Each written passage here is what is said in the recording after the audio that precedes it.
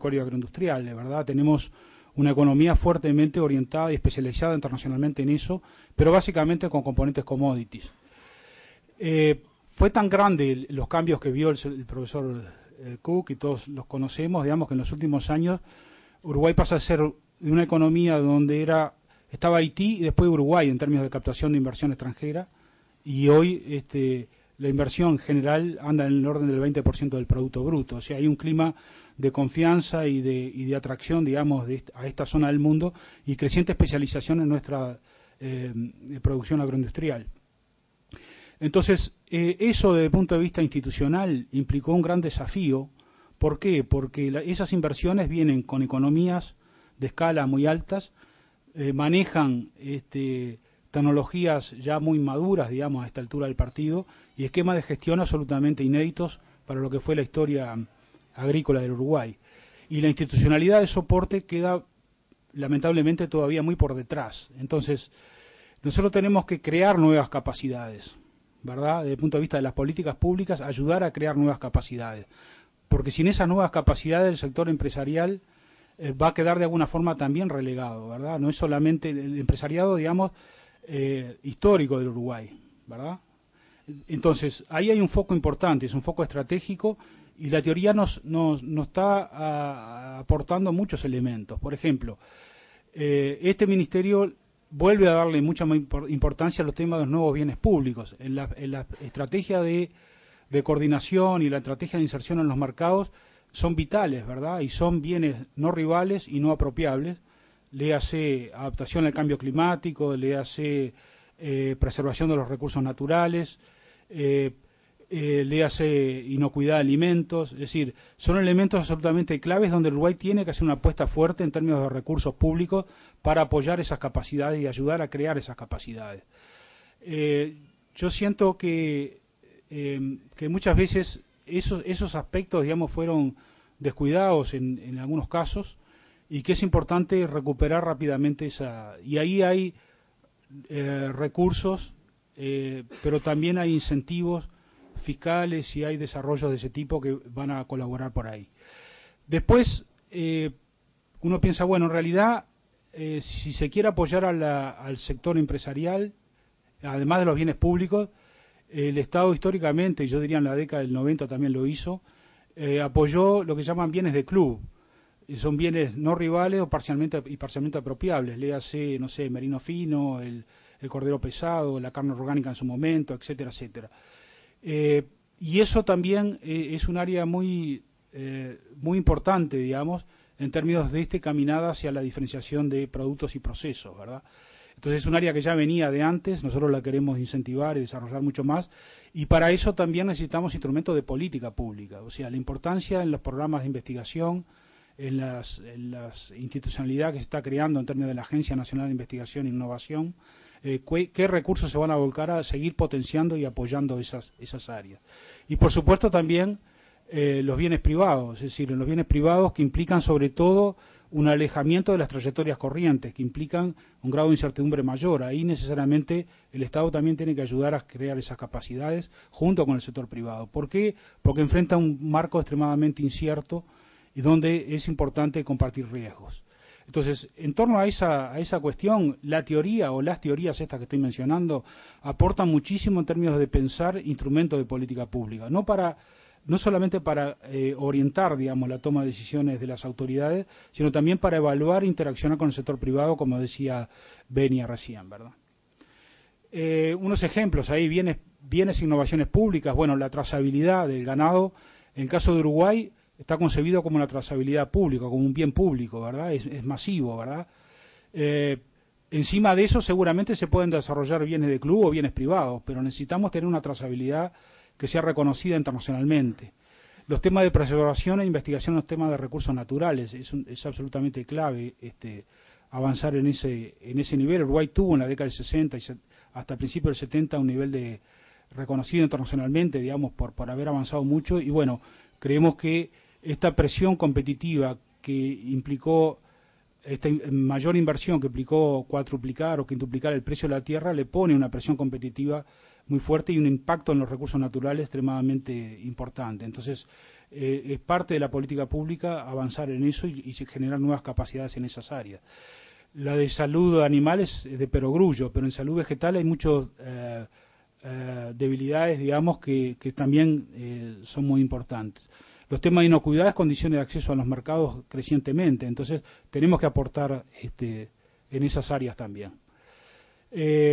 Bueno, y así podríamos, ¿no? En los casos de renovación de los bienes de club, bueno, ya mencionabas algunas, pero también hay temas de regulación vinculados como los temas de bioseguridad, que Uruguay ha definido una política explícita de coexistencia regulada en ese tema, transgénicos y no transgénicos, pero requiere también generar muchas capacidades de forma tal de que encima de eso se pueden crear también muchos bienes de club.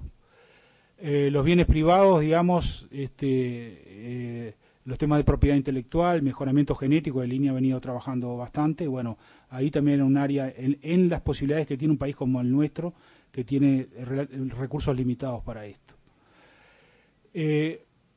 Otros ejemplos, digamos, de cómo la teoría nos está ayudando. Los temas de información para la gestión del crédito y financiamiento, que es absolutamente clave, ¿verdad? Sin acceso a estos mecanismos es muy difícil lograr la capitalización que decía Benia recién, ¿verdad? A los niveles competitivos que se requieren. Y los temas de flujo de información, los costos de transacción son absolutamente claves, y la estructura institucional que permita bajar las asimetrías de información. Cuando desde las políticas públicas se diseñan mecanismos de este tipo, y Martín, digamos, yo creo que estuvo bastante metido en algunos de estos fondos en su momento, cuando se crearon, ¿verdad?, algunos de ellos, en una situación, digamos, de gestión de una situación de crisis, bueno, el insumo fundamental era la información que proveía de una gestión privada que habilitaba el desarrollo de instrumentos financieros nuevos, ¿verdad? Entonces, todo el tema de financiamiento y acceso a la información permite que el Uruguay comience a transitar sobre esos mecanismos de financiamiento no bancario, digamos, pero el insumo de la información es absolutamente clave y relevante para que el sector privado lo pueda manejar y para que el sector público pueda, sobre esa base de información, administrar instrumentos. Ahora, por ejemplo, en el esbozo de sequía que teníamos recién, ese es un concepto clave, o sea, buscar aquellos mecanismos donde canalizar incentivos en función de donde había menor asimetría de información, donde alguien se hiciera responsable en función de cómo administrar esos incentivos, porque conocía perfectamente a los productores a los cuales se le daba una sociedad de fomento rural, una cooperativa, etcétera, ¿verdad? O sea, son mecanismos, son cuestiones de teoría que, leídos desde el punto de vista del diseño de la política pública, son muy importantes. Los temas del entorno estratégico del agronegocio y cómo lo vemos, esto es un tema muy importante para Uruguay porque dentro, ustedes lo conocen, tal vez no tanto en nuestro ambiente, digamos, de especialistas o en fin, de los que estamos aquí en esta sala, sino a veces se discute cuál es el futuro estratégico del Uruguay, o sea, se discute si debemos seguir profundizando un esquema de especialización como el que tenemos o debemos pensar en sectores que le llaman intensivos en conocimiento como si fueran blanco-negro, ¿verdad? Y en realidad ahí hay toda una discusión estratégica que el Uruguay todavía se tiene que dar en toda la clase política y no solamente en la academia, ¿verdad? Y yo creo que ahí hay un tema extremadamente importante, la cuestión, digamos, de fijar un rumbo estratégico y en base a ese rumbo estratégico no caer en falla del Estado, digamos, que implica andar cambiándolo, andando modificando.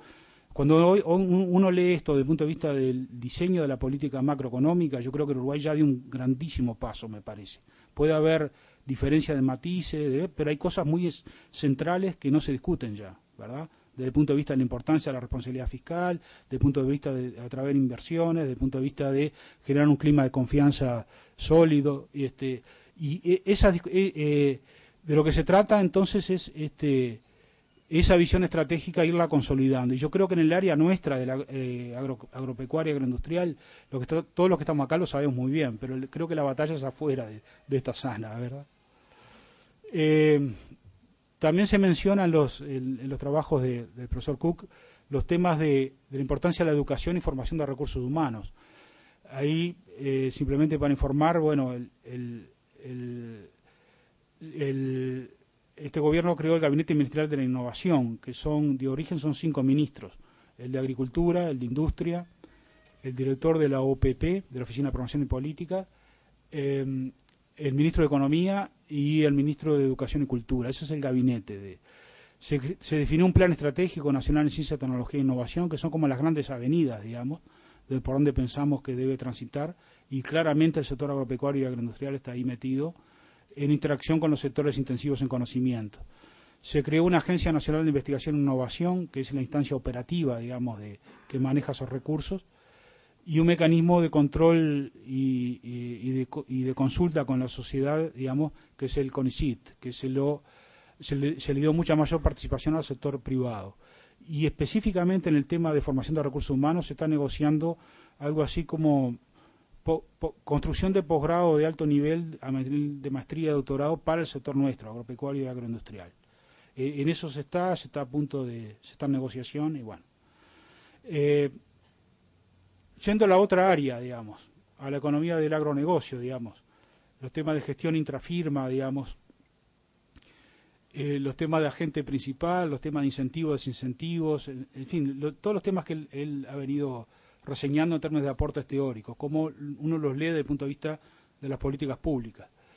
El tema del agente principal, este ministerio, digamos, trabaja con lo que llaman institucionalidad agropecuaria ampliada, o sea, no solamente el ministerio, sino se preocupa por interaccionar de una forma creciente con la institucionalidad no ministerial. Léase INEA, son personas públicas no estatales, como el INEA, INASE, INAC, etcétera, en función de poder aprovechar, digamos, las grandes oportunidades que ofrece una gestión mucho más eficiente, digamos, mucho más descentralizada, más cerca de los problemas reales, pero a su vez teniendo un norte estratégico discutido. O sea, la idea es tener una orientación estratégica clara y tener de alguna forma los instrumentos para articular mejor con las personas públicas no estatales y también con todos los temas de redes que a partir de ahí se van a crear o se están creando o existen. Necesitamos, por lo tanto, foco estratégico, pero necesitamos capacidad operativa que permita movilizar. Y en Uruguay, cuando uno compara el gasto público en innovación, el sector agropecuario y agroindustrial se destaca, ¿verdad?, en términos actualmente, digamos, en términos de lo que se destina allí, cuando uno lo compara con otros países de América. Sin embargo, falta mucha coordinación. Y ahí sí puede haber, como dice la teoría, agente principal, es decir, el principal fija la estrategia y tenemos un marco, digamos, de agentes que están trabajando y muchas veces hay desintonías, ¿verdad? Entonces lo que se trata es de lograr alinear expectativas. El tema bueno, esto lo veníamos diciendo recién, el tema de redes, de cómo manejar esto, ¿verdad? El tema de cambios en la estructura de mercado y performance del agronegocio.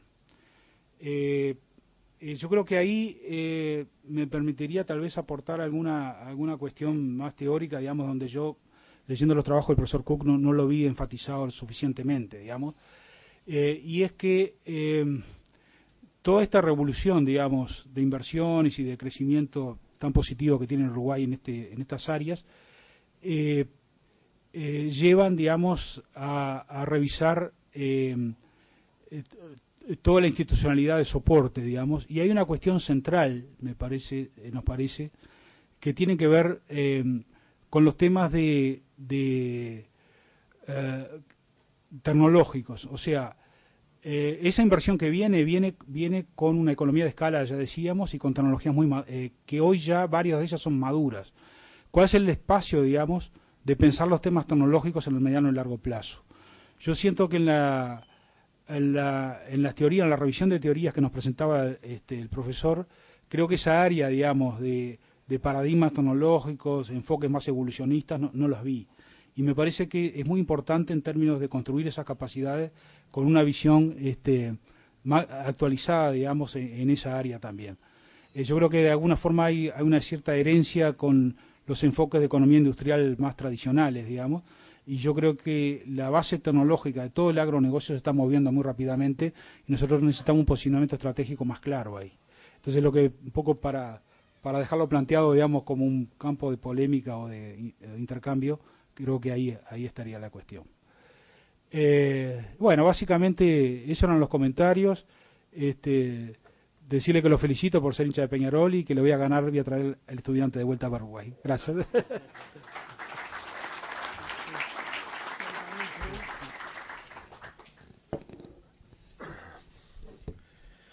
Bueno, muchas gracias, Mike Cook, por la conferencia. Para nosotros este tipo de enfoques, de algún punto de vista, como que nos da una referencia muy importante para nuestro trabajo. Hay que decir que nosotros empezamos a trabajar a mediados del año pasado. Tenemos poco tiempo. Históricamente el tema de los agronegocios en este país había sido un tema que no tuvo mucha importancia nunca. Creo que incluso por lo que usted mencionaba, si durante 50 años venía al país y venía el auto parado en el mismo lugar, no había mucha demanda por conocer mucho más de agronegocios, y eso de alguna manera explica una cierta parálisis en estos avances, y yo creo que también esta revolución económica y productiva tan rápida que hemos tenido nos ha agarrado un poco desprevenidos y nos cuesta mucho ponernos al día y equilibrar nuestros conocimientos con el avance que hemos tenido. En nuestro programa nosotros le hemos dedicado bastante tiempo a tratar de profundizar en el conocimiento de la teoría, por suerte apoyados por Mario Mondelli, que nos dio una mano muy grande en ese sentido y que nos permitió conocer muchos de los trabajos que usted ha publicado también. Pero también pensamos de que, bueno, como pasa siempre, ¿no?, en este tema del conocimiento, y como usted lo mencionaba, cada vez que uno lee una línea, aparecen por detrás de esa línea 20 líneas que se hacen necesarias para leer, y así es como un tema infinito.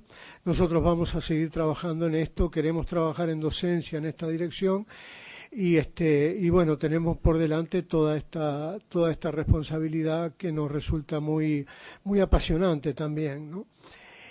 El otro punto donde también teníamos un vacío muy grande de conocimiento, bastante generalizado, no solo en el ambiente general de los negocios, de la política, de la prensa, de la comunicación, sino también incluso en el ambiente académico, es el propio conocimiento de los procesos que estábamos viviendo.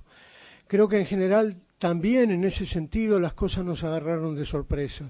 Los cambios vinieron muy rápido y en general cada uno de nosotros y cada grupo, cada tribu tiene un modelo de interpretación de la realidad que es difícil de cambiar, que cambia lentamente, y entonces de golpe la realidad cambió muy rápido y los modelos de comprensión de la realidad y de conocimiento cambiaron muy despacio, y se nos fue creando una brecha grande entre lo que estaba pasando y lo que nosotros interpretábamos que estaba pasando.